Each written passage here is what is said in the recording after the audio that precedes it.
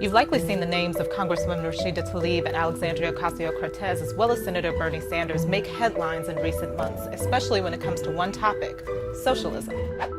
These three democratic socialists have been the center of massive conversation when it comes to changing certain aspects about how our country functions.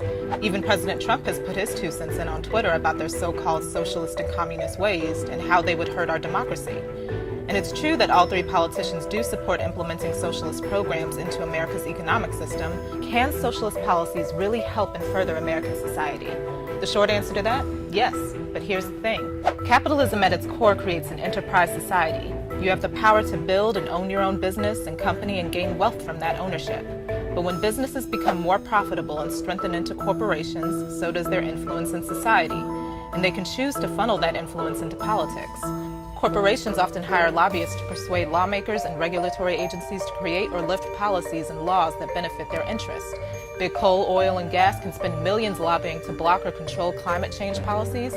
Pharmaceutical companies are free to set drug prices, and huge agricultural corporations can affect the use of America's farmland. And obviously, this has its complications. When corporations can have that much control over huge social systems, it allows them to control and turn a profit, while citizens are left to pay the price. What socialism does is put big industry back into the hands of the government so they can proportionately distribute that wealth to citizens in the form of adequate health care, education, housing, and living wages for all.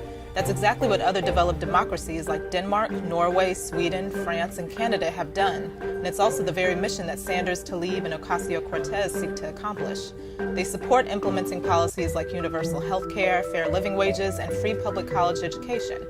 It's worth noting that socialist programs don't necessarily take away from a healthy free market economy, and America doesn't even need to adopt socialist programs in order to give more power to working class citizens. If legislators would use their regulatory power to put a cap on how much power corporations are given and shore up funds for better education, our capitalist society can evolve into one where American citizens truly have every opportunity to succeed. I'm Yasmeen Freightman for 13 News Now.